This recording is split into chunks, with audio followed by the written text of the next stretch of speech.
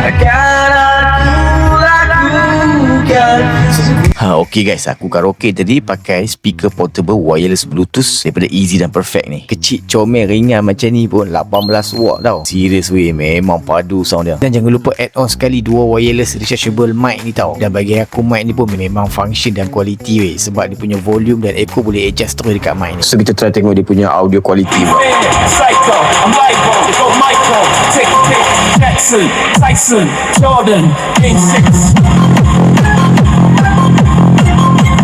Senang cerita, apa beli memang puas hati lah. Dia boleh connect menggunakan Bluetooth, memory card, pen drive ataupun direct menggunakan kabel AUX. Capacity bateri dia 2400 mAh. So memang tahan kalau kita nak guna untuk aktiviti luar.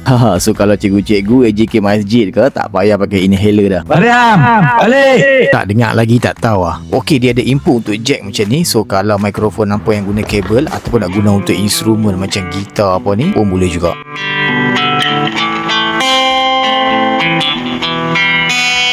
So overall portable speaker daripada Easy dan Perfect model Windy ni memang aku sangat-sangat recommend weh. Sebab dengan harga dia yang mampu milik, tapi kita dapat speaker yang body solid dan sound yang keluar tu premium, memang berbaloi. Dan dia ada 3 pilihan warna lagi tau. So boleh grab cepat sebelum stok dia habis.